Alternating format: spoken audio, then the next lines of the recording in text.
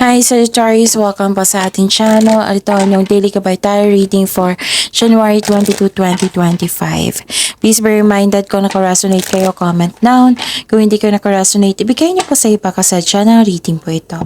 This is for you, Sagittarius, ngayon January 22, 2025.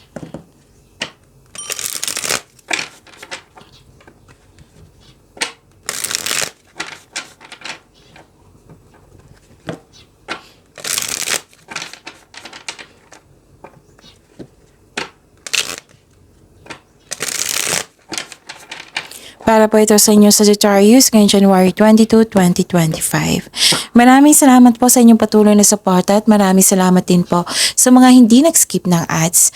Gamitin ang reading na ito bilang gabay lamang sa mga hindi pa nag-subscribe. Subscribe na po kayo at click bell notification para malaman nyo na may bago tayong video. Para sa mga gustong magpa-reading po, may lumabas dyan sa screen nyo ngayon. Panoorin nyo po, sundin ng instruction.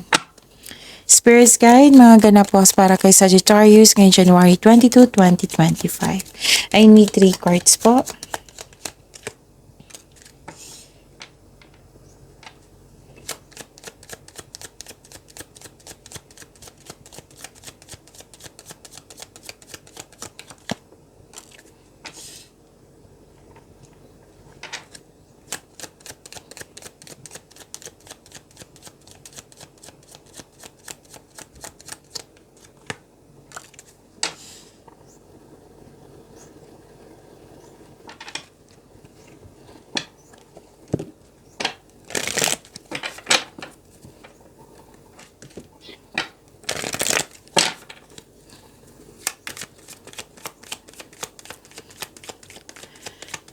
Spirit's Guide, mga mensahe pa para kay Sagittarius ngayong January 22, 2025. I need 2 cards po.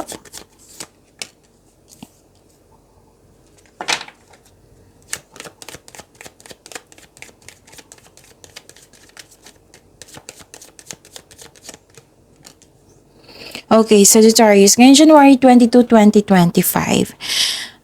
May nakita ko dito na may importanteng desisyon sa araw na ito. Tapos, may ganap na recording sa passion mo. Tapos, umiwas na lang po ha, kasi may nakita ko dito na nasaktan kayo, naggalit kayo at may argument, may away. May malaking influence ng isang babae sa araw na ito. Maaari siya yung nagbigay ng sakit ng ulo sa inyo or nagbigay ng happiness sa iyo. Nakikita ko rin dito na may na-worried ka, nalungkot ka, or nagkaroon ng anxiety. Kasi may ganap na loss of connection sa isang tao or sa isang bagay man ito. Pwede nang sinisiraan ka ng isang tao kaya kayo nagkaroon ng loss of connection or hindi na maganda ang inyong connection.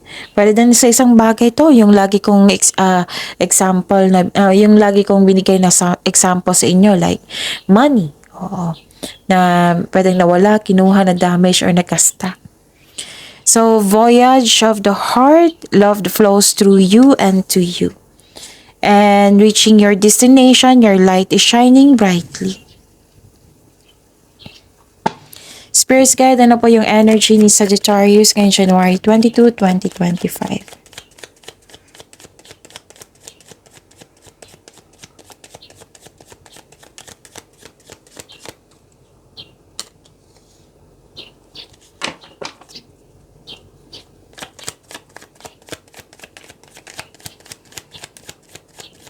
The clarification po.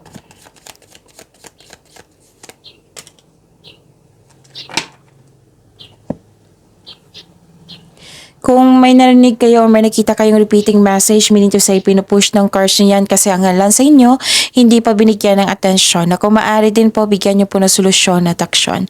Remember,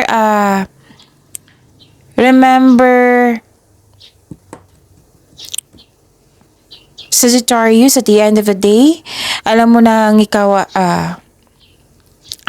lang ang taong may kakayahan at responsable na gumawa ng sarili mong katotohanan at kinabukasan. So, ano yung energy ni Sagittarius? Nakita ko dito na nagkaroon po ng movement, quick action. Yung sabi ko dito na May mabilisang pagdidesisyon dito na lumabas dito sa oracle cards nyo sa tarot cards. Darating na ang inaantay mong mensahe. May parating na blessings na magbibigay saya sa'yo. Maaaring may travel na magaganap o isang bagong tao na darating sa iyong buhay. May nakita rin ako dito na may away ako nakita dito. So, okay. Nag-clarify siya dito sa oracle cards nyo at dito din sa tarot cards nyo. May parating na exciting new opportunities po. Yan ang yung nakikita ko dito. And, nakikita ko dito na naging impatient kayo. Pwede sa isang tao, sa isang bagay, or sa naging impatient kayo kaya nagkaroon ng mabilisang pagdesisyon. So, sabi po ng card dito, kung gagawa kayo ng mabilisang desisyon, siguraduhin karapat-dapat yan. Kung nagkaroon ng delay, habaan pasensya, the universe is trying to show you something, baka may na-miss kang opportunity. So, make yourself busy. Okay, Sagittarius? Spirits guide, career and money po ni Sagittarius ngayong January 22, 2025.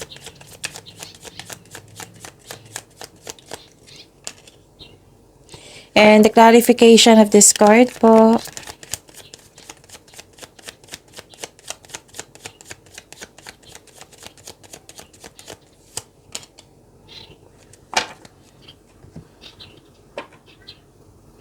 Nakita ko dito na nagkaroon po ng fear of change or nagkaroon ng unwise decision. So, puro decision, right? Sagittarius from Oracle, then dito, sunod-sunod na tatlong card na nagsabi dito sa tarot cards nyo. Siguraduhin talaga kung, na ang inyong decision karapat-dapat ba yan. Okay? Maging wiser po. Pag-iingat sa paggawa ng desisyon. Okay? Kasi pinupush ng cards nyo eh. So, give attention. So, pwede din nagkaroon ng hesitation to step out from your comfort zone. May plano ka na. Basta may plano ka na, parang mamaya na. Ganun. May ganap na kanyan. Wow. This is overcoming obstacles. So, this is ending with new beginning. Pagtatapos sa isang mapait na sinapit. Mawawala na yung blockages na nagdulot ng pagkawala ng chances, opportunity, trabaho, or hadlang sa kaperahan. May parating na biyaya po na magbibigay daan ng mas maunlad na panahon.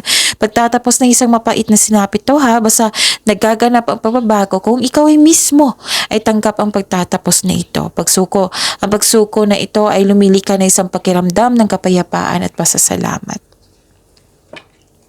Spirits guide, love, life, self-love, partnership, and romance in Sagittarius in January 22, 2025. And the clarification of this card po.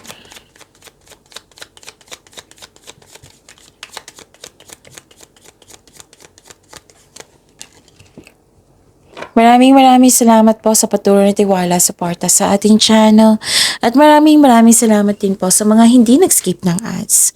Wow, this is changes of cycle. Sa mga single pa, may chance na ma-meet mo yung new romantic partner mo ngayon. Sa mga may relasyon sa buhay mag-asawa na may problema or hindi pagkakaunawan, na may pagbabagong darating sa inyong buhay na ikakasiyan nyo. So this can also means a blessing in your relationship. May magandang new experience, a new experiences after a time of sadness. So wow, this is a blessing ha, good fortune. May unexpected na magaganap na magugustuhan nyo. You're moving from a painful cycle to happiness. So embrace this new situation po.